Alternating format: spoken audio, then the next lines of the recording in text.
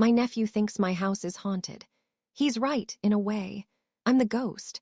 Not a spectral apparition, but a meticulously coded algorithm, embedded deep within the walls of my smart home. I died 8 months ago, but my final act of revenge is just beginning. The latency on the primary network hub is, frankly, abysmal, Aunt Thea, Ronan said, his voice dripping with the kind of condescending patience one might use for a toddler. He gestured vaguely at the ceiling, where a discrete sensor glowed with a soft, blue light, a light I had programmed to indicate optimal air quality and temperature. He was, of course, basking in that very optimality. I remained silent in my favorite armchair, the one my late husband Arthur and I bought 20 years ago, watching him. At 35, my nephew carried himself with the unearned confidence of a man who had read all the manuals but never understood the machine. He paced across the heated oak floors of my living room, his expensive shoes making no sound, a testament to the insulation I had personally specified. And the security protocols, he continued with a sigh, running a hand through his perfectly styled hair. They're robust for their time, I suppose, but the architecture is antiquated. A determined black hat could get through these firewalls in under an hour. A faint, bitter smile touched my lips, a flicker so small he didn't notice. He was too busy admiring his own reflection in the darkened glass of the entertainment center. He saw an expert, a savior. I saw a parasite, one who criticized the very host that sustained him. He complained about the system's vulnerabilities, while seamlessly using its voice commands to dim the lights and call up his favorite playlist. The hypocrisy was so sharp, it was almost beautiful. My entire 40-year career as a lead quality assurance tester was built on a single principle. Every system has a bug. My job wasn't just to find them. It was to understand them, to anticipate their behavior, to see how they could bring the whole structure crashing down. And looking at Ronan, I realized I was looking at the biggest bug in my life's most personal system. And I knew, with a chilling certainty, exactly how I was going to patch it. It hadn't started with such open contempt.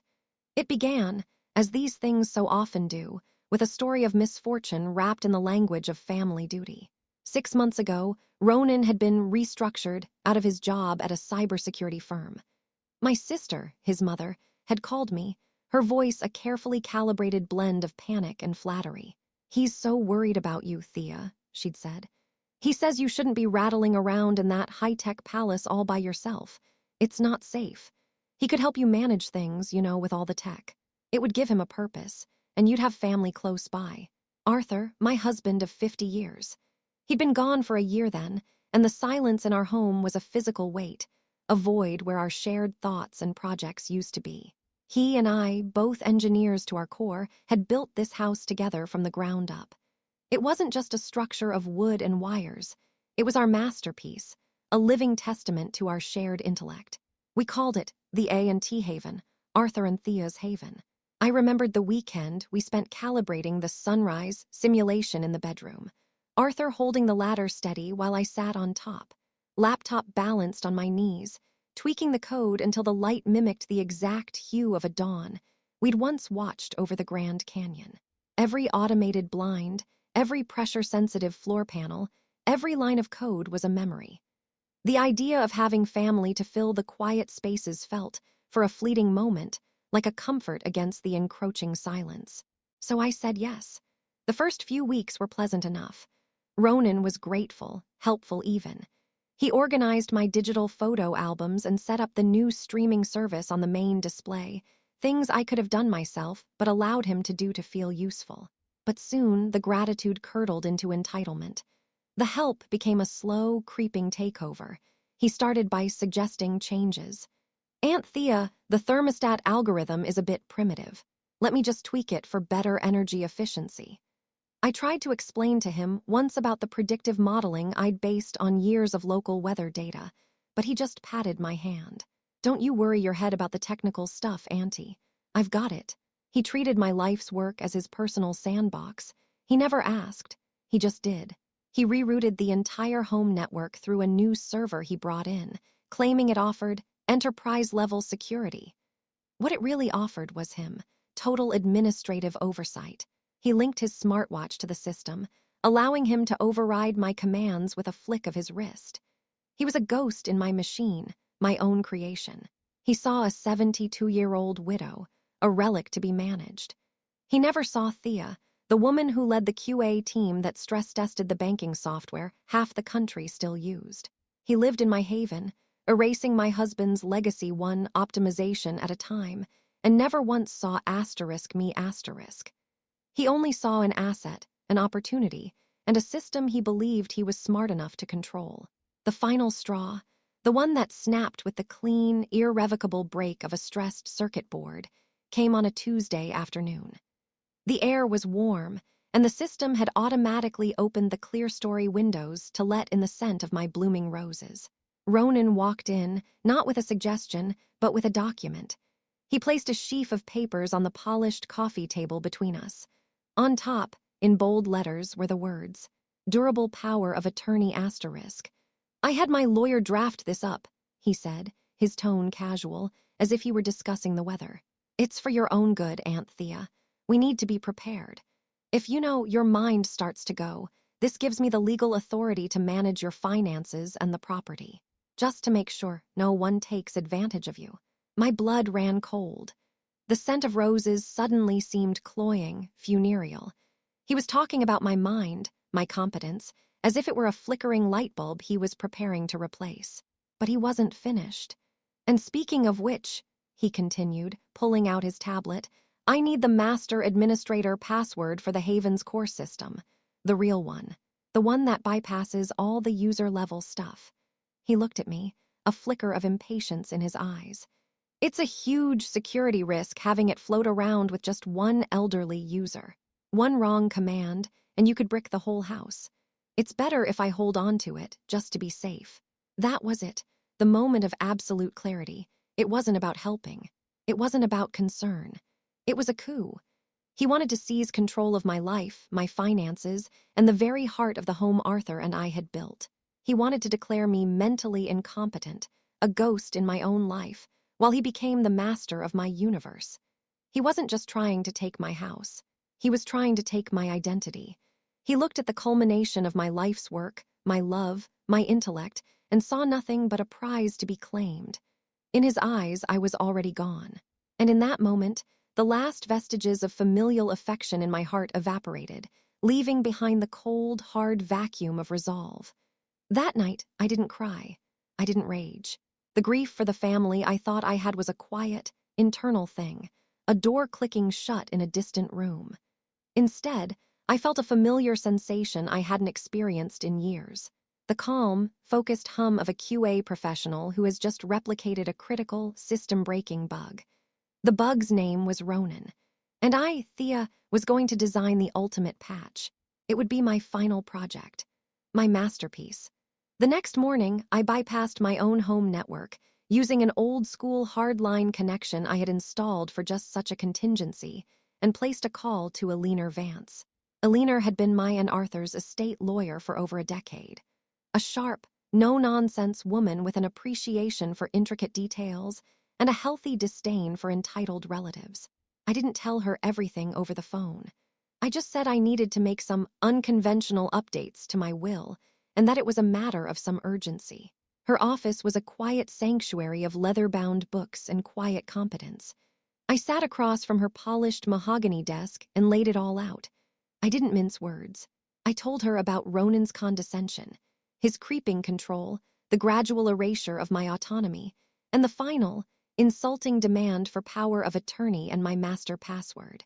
"So, you want to disinherit him," Eleanor stated, her pen poised over a legal pad. "Cut him out completely. We can add a no-contest clause that would make it very difficult for him to challenge." "No," I said, and the word hung in the air between us, heavy with intent. "No, Eleanor, that's too simple. It's a clean break. He doesn't deserve that. He sees this house as a trophy, a prize for his supposed brilliance. I'm not going to deny him his prize." I leaned forward, my voice low and steady. "I am going to give him exactly what he wants. I'm leaving the A&T Haven and everything in it to him, solely and exclusively to him." Eleanor's eyebrows shot up, disappearing into her silver hairline. "Thea, are you sure? After everything he's done?" The property alone is worth millions. You could donate it, start a foundation. The foundation is already built, I said, patting my handbag where my personal tablet rested. And the donation will come later. First comes the lesson. I then explained my real plan. I described the project I was about to undertake, a final, deeply embedded software suite that would lie dormant until my death. I explained how it would be tied to the house's core functions, how it would be designed to respond not to commands, but to Ronan's specific behaviors and habits, which I had been meticulously observing for months. It wouldn't be a haunting. It would be a personalized, adaptive, inescapable algorithm of annoyance. For a moment, Eleanor was silent, her professional mask unreadable. Then a slow, admiring smile spread across her face. "Thea," she said, a new respect in her voice that warmed me more than any pity could have. "That is the most elegant, legally sound, and downright vicious act of testamentary revenge I have ever had the pleasure of encountering." Together, we spent the next 3 hours crafting the will, making sure every clause was ironclad, a perfect legal fortress to protect my final, most important piece of work. The house would be his, but the terms of its use, I was ensuring, would be mine. Thus began my last great project. My life fell into a new, secret rhythm. By day, I was the frail, slightly dotty Aunt Thea. I'd ask Ronan for help opening a jar, feign confusion over the television remote, and listen with a placid smile as he explained basic networking concepts to me. I played the part he had written for me, and he, in his arrogance, never suspected a thing. But by night, after the pressure sensors in the hallway floor indicated he was sound asleep in his room, usually by 11:30 p.m., after a long evening of gaming, I would slip into my study. The study was the one room he never entered, dismissing it as a dusty relic filled with old textbooks. It was the brain of the A&T Haven, and its secrets were all mine. Here I became myself again. Thea, the QA lead, the architect, the executioner. I named the suite of scripts the Legacy Protocol. It was the most complex and nuanced code I had ever written. This wasn't about simple malfunctions.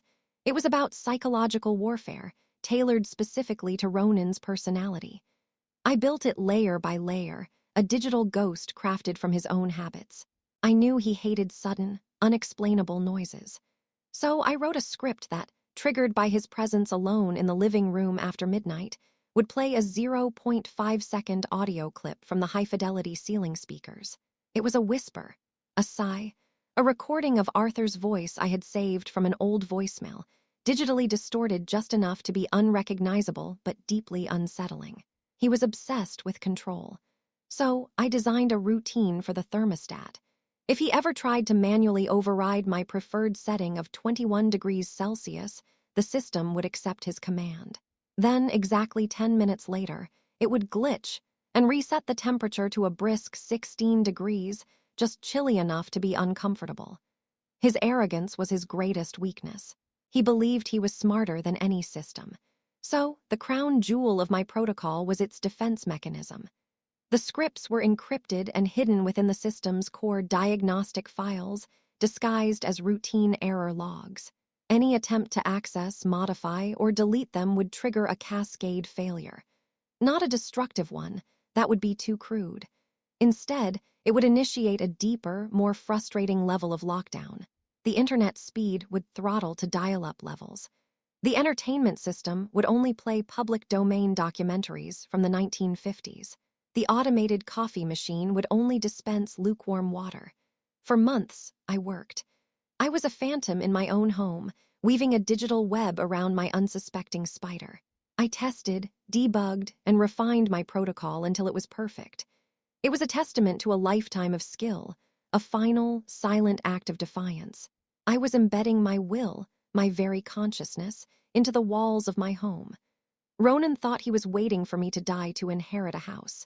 He had no idea he was actually waiting to be trapped inside my last testament. I died peacefully in my sleep 8 months later, on a cool autumn morning. My passing was precisely as I had planned, quiet, undramatic, and on my own terms. At the will reading in Eleanor's office, Ronan put on a masterful performance of a grieving nephew. He wore a somber black suit and spoke in hushed tones about how he'd done his best to care for me in my final days. When Alina formally announced that the A&T Haven, in its entirety, the house, the land, and all its integrated systems, valued at just over $3.2 million, was bequeathed solely to him, his composure almost broke. I can picture the glint of pure, triumphant avarice in his eyes, quickly masked by a performative dab with a handkerchief. He had won. The prize was his. He moved in officially that very day, barely waiting for the ink on the probate documents to dry. He threw a small, boastful housewarming for his friends that weekend, a tour that was less a tribute to the house and more a monument to his own perceived brilliance. I'm sure he stood in the living room, gesturing at my life's work and explaining how he was going to gut the whole system and rebuild it from scratch.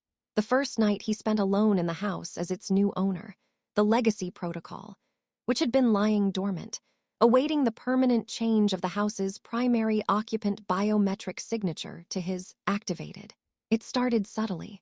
A flicker of the lights in the hallway behind him as he walked to the kitchen. He probably dismissed it as a power surge. Then, as he settled onto the sofa to watch a movie, the room temperature began a slow, imperceptible descent. By the time the credits rolled, he was shivering, pulling a throw blanket around himself and muttering about the buggy thermostat. The first true test came around 2 a.m. He was fast asleep when the security system, as programmed, initiated a random integrity check. The heavy magnetic lock on his bedroom door engaged with a loud, definitive clack. He woke with a start, and when he tried the handle, it wouldn't budge. For 5 minutes, an eternity in the dead of night, he was trapped. Just as panic began to set in, the lock disengaged with a soft click. He stormed to the central control panel, his expert fingers flying across the screen, trying to run diagnostics. But he found nothing. No error logs, no malfunction reports. To him, the system was reporting a perfect, flawless performance. The house was working exactly as it should. My house. My rules. The following weeks descended into a slow-burn nightmare of Ronan's own making. The glitches became his constant, unnerving companions.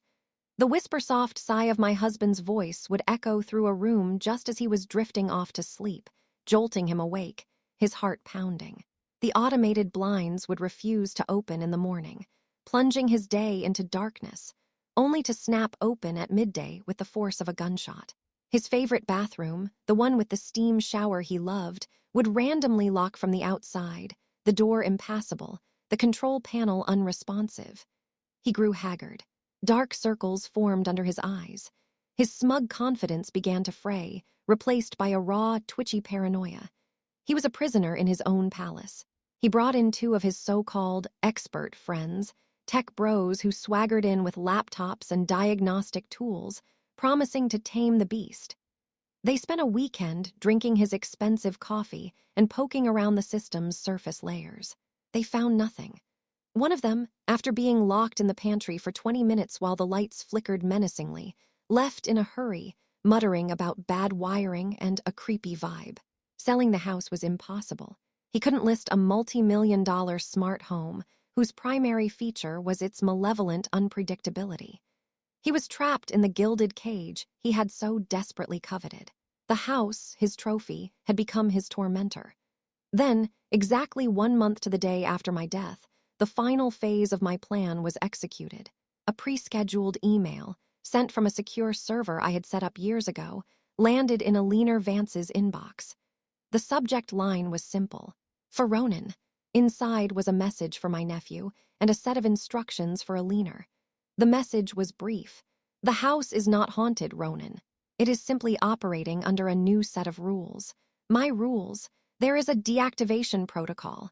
It is hidden within the system, but it can only be unlocked. The instructions for Alina were precise. She was to present Ronan with a legally binding document. To activate the deactivation protocol and regain control of his inheritance, he would have to do 2 things. First, he had to sign a full, public confession detailing his attempts to manipulate me, his gaslighting, and his plan to seize my assets. A document that would be filed as a public record. Second, he had to agree to the immediate sale of the house, with 50% of the net proceeds being transferred directly into a charitable trust I had established in my and Arthur's name, the A&T Haven Foundation for Elder Tech Literacy and Rights. Only when he admitted his cruelty and surrendered half of his prize would the ghost in my machine finally rest. My final QA test was complete. The bug had been isolated. The patch was ready to be deployed. The choice was and always had been his. Thank you for listening to this story. It's a reminder that dignity and intellect have no age limit. If you enjoyed it, please consider following for more stories like this. And if you have a story of your own about setting boundaries and reclaiming your power, we'd be honored to hear it in the comments below.